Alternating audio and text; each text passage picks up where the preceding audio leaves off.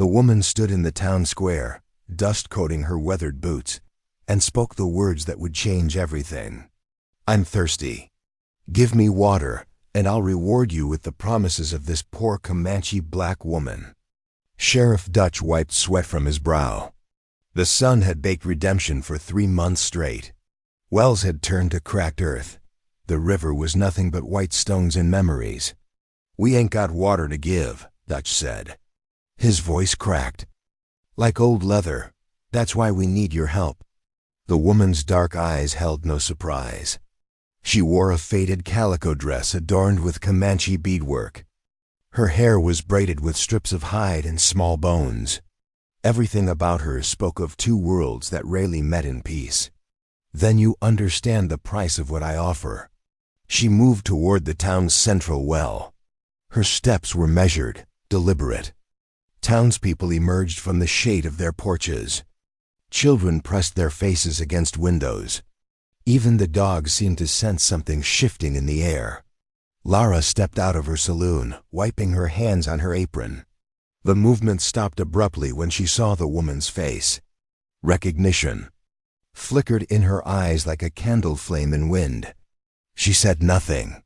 Preacher Eli pushed through the gathering crowd, his Bible clutched against his chest. "What manner of sorcery is this?" His voice carried the weight of a man who had prayed for rain until his knees bled. The woman knelt beside the dry well. The stones around its mouth were white with salt deposits. She placed her weathered hands on the rim and closed her eyes. Dutch felt the hair on his arms rise. The air itself seemed to thicken. The woman began to speak in Comanche. The words rolled like distant thunder. Her voice carried notes that seemed older than the hills surrounding the town. The ground trembled. At first, it was barely noticeable. A vibration that could have been a passing wagon or restless horse. Then it grew stronger. The earth beneath the well began to shift. Water bubbled up from the depths. Clear and cold, it rose steadily until it spilled over the stone rim. The crowd gasped. Some fell to their knees. "Lord have mercy," whispered Eli, but the woman's expression remained grave. She stood slowly, her joints protesting like old hinges. "Drink and be bound to your choice. The spirits have long memories." The warning might as well have been spoken. To the wind, desperate people surged forward. Cupped hands dipped into the blessed water. Children cried with relief as cool liquid touched their lips. Dutch approached carefully. His badge caught the sunlight. "Ma'am, we're grateful, but folks need to know what they're getting into." The woman turned to face him. Her eyes held depths he couldn't fathom. "My name is Ripley. I was raised by the Comanche after soldiers took me from my family. They taught me that water connects all life." She gestured to the people drinking greedily around the well. "The water remembers everything. Those who drink will see truths they cannot unsee. The spirits of this land have been thirsty for justice for 30 years. Lara backed toward her saloon door.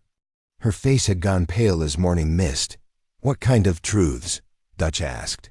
Ripley's gaze swept across the town, past the wooden buildings and dusty streets to the rolling hills beyond.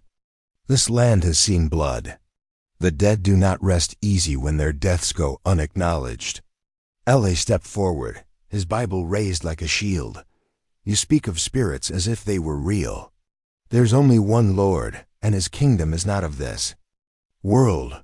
Your Lord and mine may be the same," Ripley said quietly, "but the spirits I serve are of this earth. They were here before your church bells rang."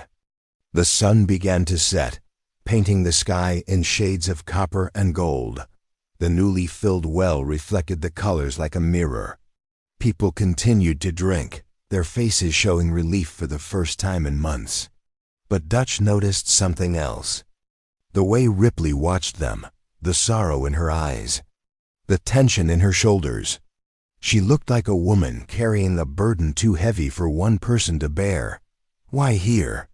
he asked. "Why our town?" Ripley's hands clenched at her sides. "Because someone here owes me a debt from the past." Laura's face went white.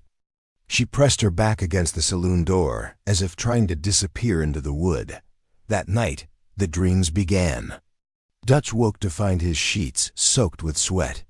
He had seen warriors on horseback, their painted faces fierce with righteous anger. But strangest of all, he had seen the battle through their eyes, had felt their fury at finding their family slaughtered. He dressed quickly and walked through the town. 3 people stood at their windows, all staring at the same empty field beyond the last building. Their eyes were wide and unblinking. "What do you see?" he asked Mrs. Patterson, the schoolteacher. "Figures," she whispered, "moving in the moonlight. They're looking for something." Dutch followed her gaze. The field appeared empty to him, but something in the air felt heavy, expectant. He found Ripley sitting beside the well, her back straight despite the late hour. She didn't seem surprised to see him. "The water's working," she said simply. "What exactly is it working toward?" Ripley stood, her movements fluid despite her apparent age. "Truth, Sheriff. The one thing this town has been avoiding for 30 years. Dutch felt a chill that had nothing to do with the night air. What happened 30 years ago? The same thing that happens when one people decide another people don't deserve to live. Her voice was steady, but Dutch heard the pain beneath it. This town was built on bones, Sheriff. The spirits won't rest until that's acknowledged. She turned toward the eastern hills. I've been searching for this place for a long time. Someone here promised to help me find my sister. Instead, they ran like a coward in the night. Dutch looked back at the saloon. Through the window, he could see Laura's silhouette. She was watching them from behind the curtains. And now? He asked, "Now we see if the living are brave enough to face what the dead have been trying to tell them." Ripley's voice was quiet but firm. "The water remembers everything, Sheriff. By morning, your people will start remembering too." As if summoned by her words, a low wind began to blow across the empty field. It carried sounds that might have been voices, or might have been the desert settling into sleep. Dutch knew that come sunrise, nothing in redemption would ever be the same again. Dawn broke gray over redemption. The sky looked bruised, heavy, with clouds that held no promise of rain. Laura stood behind her saloon, hands trembling as she poured yesterday's coffee into the dust. Ripley emerged from the shadows like smoke given form. Her footsteps made no sound on the packed earth. "I know why you're here," Laura said without turning around. "Do you?" Ripley's voice carried the weight of unfinished business. "Because 5 years ago, you promised to help me find my sister. Then you disappeared like morning mist." Laura finally faced her.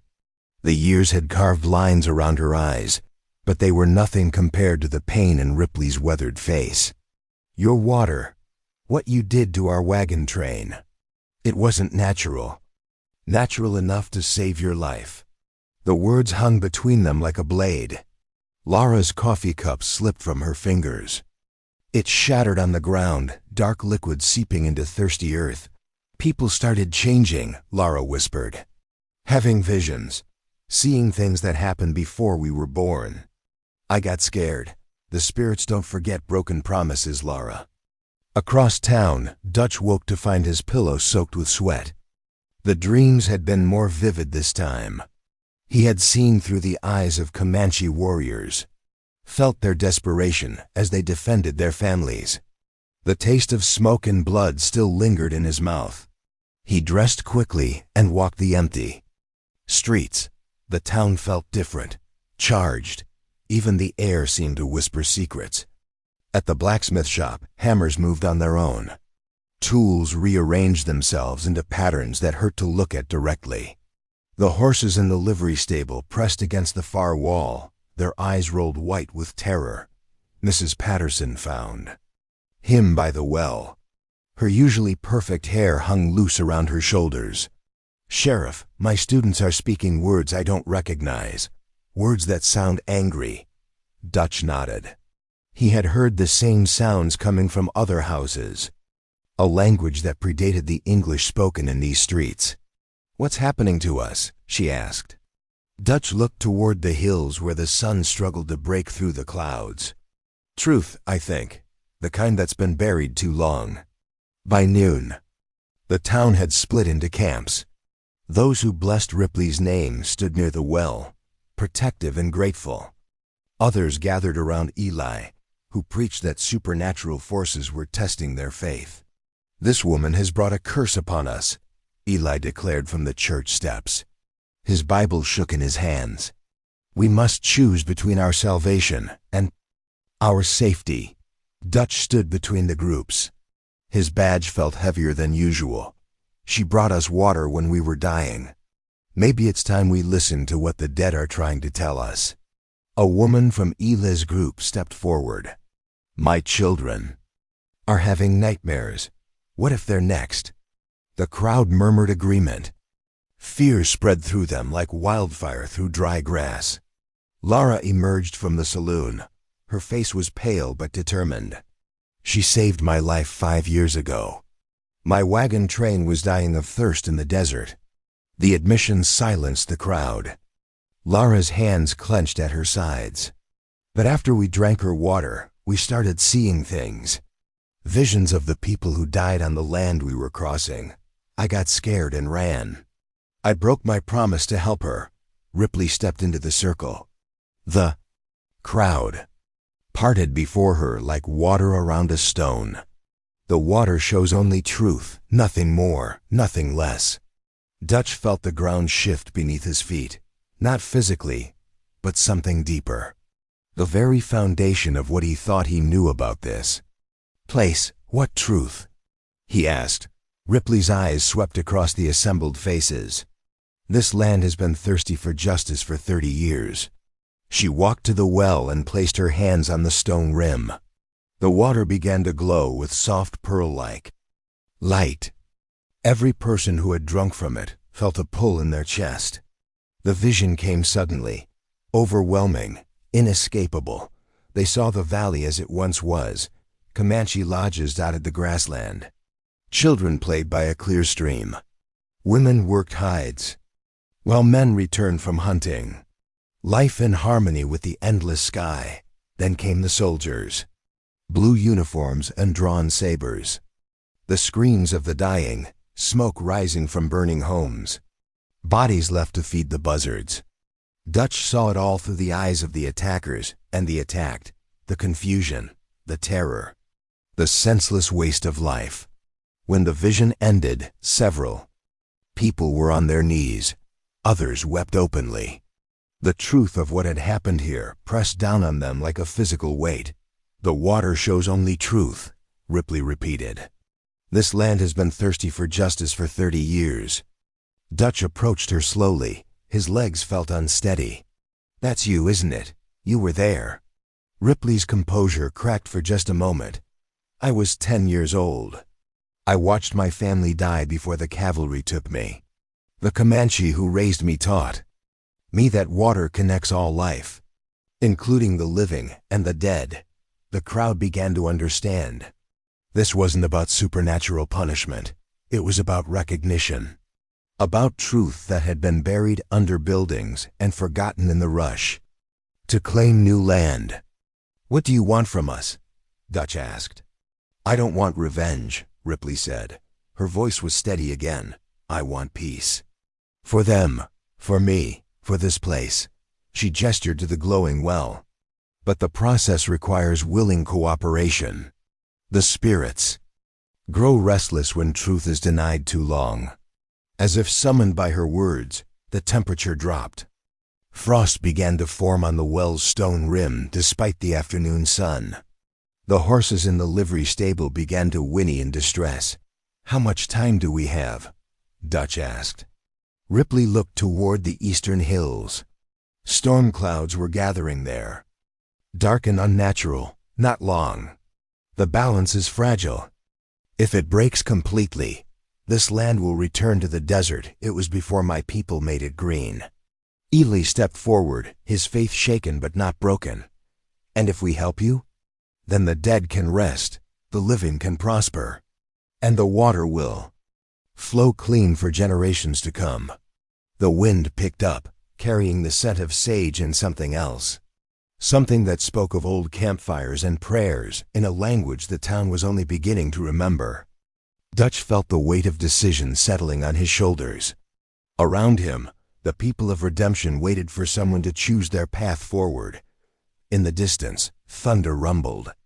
The storm was coming, whether they were ready or not. The town had split like cracked earth. 3 days since the vision, and redemption trembled on the edge of something larger than itself. The spirits made themselves known in small ways. Tools arranged themselves into patterns that spoke in angles and curves. Horses refused to cross certain streets. Children drew pictures of people they had never met, their faces solemn and watching. The well water glowed brighter each night. Its light cast shadows that moved independently of their owners.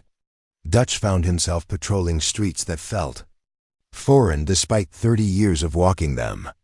The very ground seemed to pulse with unspoken words. He passed Mrs. Patterson's schoolhouse and heard children reciting lessons in Comanche. They understood every word. Eli had called a town meeting. His voice carried across the square like Judgment Day. This woman has brought a curse upon us. We must choose between our salvation and our safety. The crowd gathered in uneven clusters. Those who had accepted Ripley's gift stood near the well.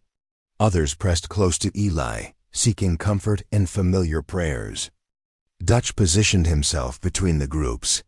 His hand rested on his gun, not from threat but from habit. The weight of it felt insufficient for what was coming. "She brought us water when we were dying," Dutch said. His voice cut through the murmur of fear. "Maybe it's time we listen to what the dead are trying to tell us." A woman clutched her child closer. "My little ones are having nightmares. What if they're next?" The fear in her voice spread through the crowd like smoke. Dutch felt the town's fragile peace beginning to crack. Lara stepped forward from the saloon's shadow. Her movements were deliberate, each step a choice. "I need to say something." The crowd turned toward her. Even the wind seemed to pause. "Ripley saved my life 5 years ago. My wagon train was dying of thirst in the desert. We were down to our last drops when she appeared." Lara's hands trembled, but her voice remained steady. "After we drank her water, we started seeing things. Visions of the people who died on the land we were crossing. I got scared and ran. I broke my promise to help her find her sister." The admission hung in the air like smoke from a dying fire. Ripley emerged from the crowd, her presence shifting the very atmosphere. "The water shows only truth," she said quietly. "This land has been thirsty for justice for 30 years. She walked to the well with measured steps. Her hands touched the stone rim, and the water began to glow. Everyone who had drunk from it felt a pull in their chest. A calling. The vision came without warning. They saw the massacre through a dozen different eyes. The fear of the children. The desperation of the warriors. The confusion of soldiers following orders they didn't understand. The moment when a thriving community became scattered bones. When it ended, the silence was absolute. Dutch approached Ripley slowly. The badge on his chest felt heavier than iron. "You were there. You saw it all." Ripley's mask of composure slipped for just a moment. "I was 10 years old. I watched my family die before the cavalry took me to the mission school. The Comanche, who later adopted me, taught me that water connects all life, including the living and the dead." The crowd began to understand. This wasn't about revenge. It was about recognition. About truth that had been buried under foundations and forgotten. In the rush to build something new. "What do you want from us?" Dutch asked. "I don't want revenge," Ripley said.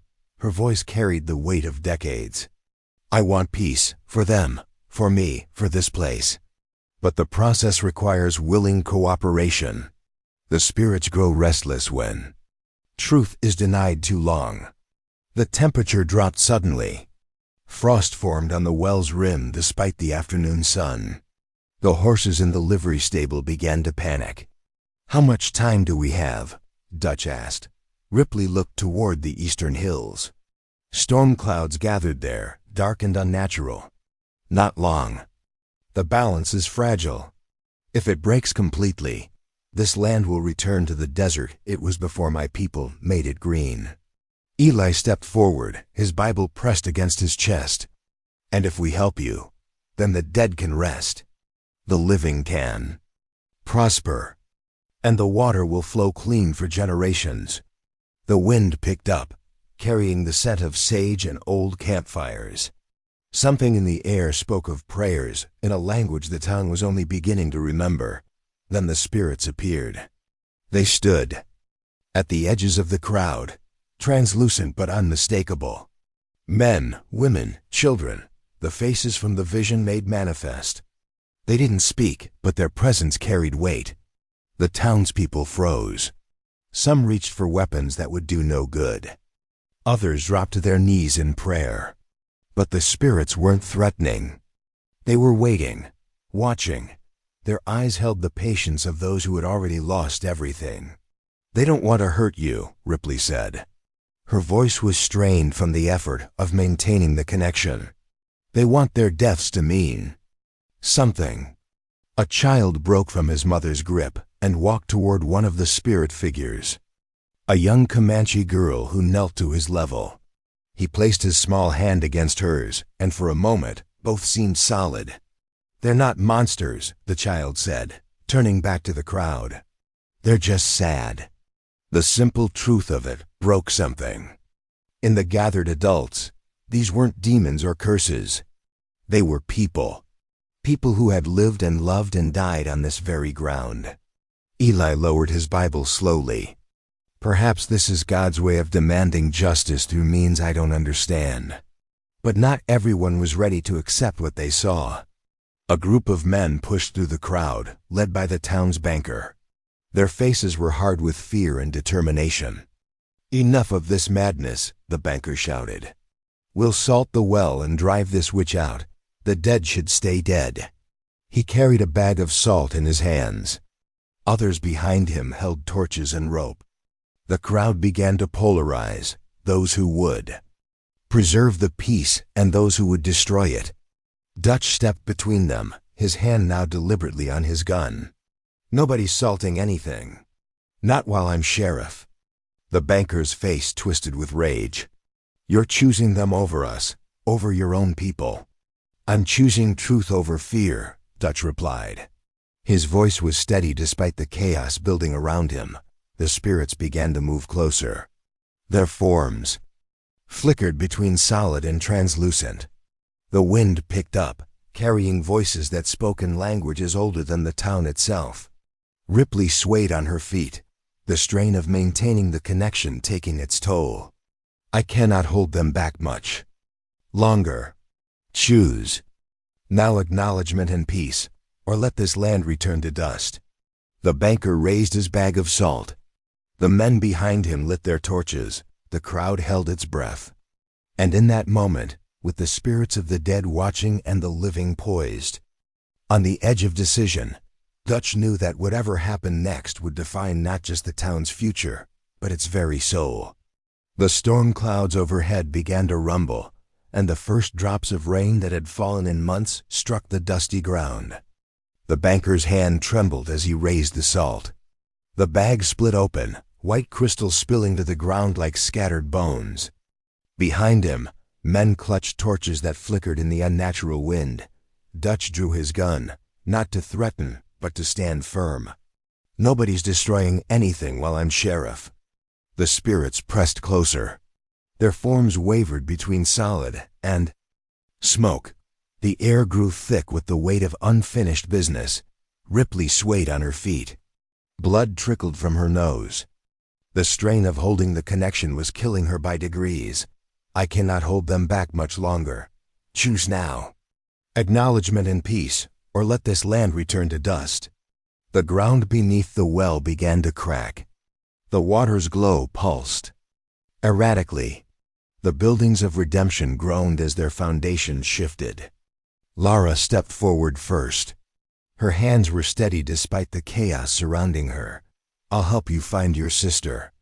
"I should have kept my promise years ago," the banker sneered. "You're choosing a witch over your own people."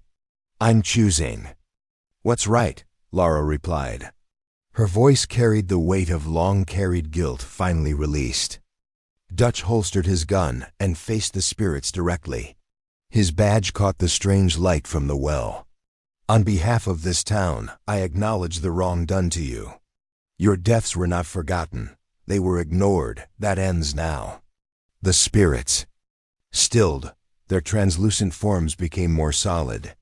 The wind died to a whisper. Ele approached slowly, his Bible held not as a weapon, but as comfort. "Perhaps this is God's way of demanding justice through means I don't understand. If so, then I ask forgiveness for my fear." One by one, the townspeople made their choice. Some stepped forward in acceptance. Others backed away in terror. But the majority chose acknowledgement over denial. The banker and his followers retreated toward the edge of town. Their torches guttered in the still air. "This isn't over," he called back. But his voice held no conviction. Mrs. Patterson knelt beside the well. "We'll build a memorial. A place where people can learn the truth of what happened here." The spirits began to fade. But their expressions had changed. The weight of unfinished business lifted from their translucent faces. Peace replaced the endless watching. Ripley collapsed to her knees. The effort of maintaining the connection had drained her completely. Dutch caught her before she hit the ground. "Is it finished?" he asked. She nodded weakly. "The balance is restored. The dead can rest." The storm clouds overhead began to break apart. Sunlight streamed through the gaps, illuminating the town with golden light. The well water cleared, its supernatural glow fading to natural clarity. But the water remained, pure and abundant. 3 days later, a rider approached from the east. A woman with kind eyes and calloused hands. She dismounted slowly, her movements careful with age. Ripley stood from where she had been resting in the shade. Recognition bloomed across her face like sunrise. "Maya," the sisters embraced without words. 30 years of separation dissolved in that moment. Tears mixed with laughter. The town watched from respectful distance, witnessing a reunion that had been paid for with truth. "I knew you were alive," Maya whispered. "I felt it in my dreams. The water told me you were coming." "The water connects all things, sister. It led me back to you." The memorial was completed within a week. Simple stone markers bearing the names of the dead. Not just Comanche, but all who had died in the violence that built the town. The truth, complete and unvarnished. Children came to learn the history their parents had forgotten. The schoolhouse expanded its lessons to include the language and customs of the people who had lived here first. Eli found ways to incorporate the memorial into his sermons. Justice and mercy walking hand in hand. The dead honored through the actions of the living. The town prospered. The well never ran dry. Crops grew in soil that had been barren for decades. Travelers spoke of redemption as a place where the past and present lived in harmony. Dutch often found himself at the memorial during his evening rounds. The spirits no longer walked the streets, but their presence lingered in the form of peace. The kind of peace that comes from truth acknowledged and debts paid. Lara had transformed her saloon into a meeting place where people of all backgrounds could gather. The walls displayed artifacts from both the Comanche settlement and the early days of the town, history preserved rather than buried.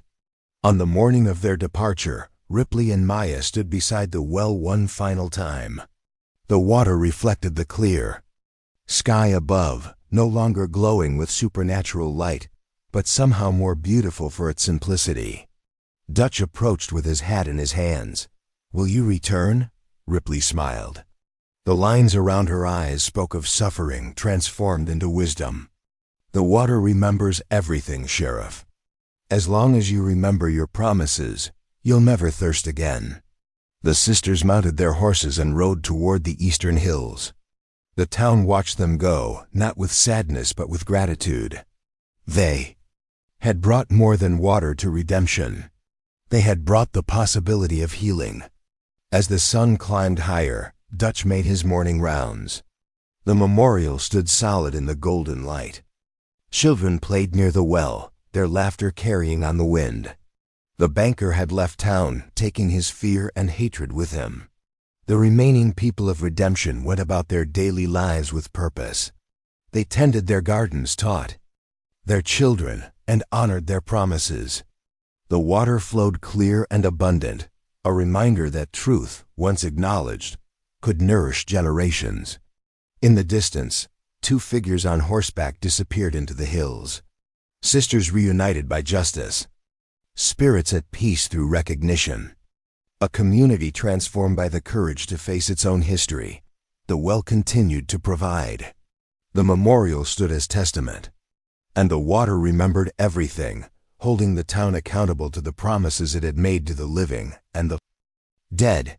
And that is all to the story for now. Please let me know where you are tuning in from. Perhaps we will create a story there. Consider liking this video and subscribing to our channel. And if you enjoy our content, click this video on your screen. I promise you, it's worth watching. See you tomorrow.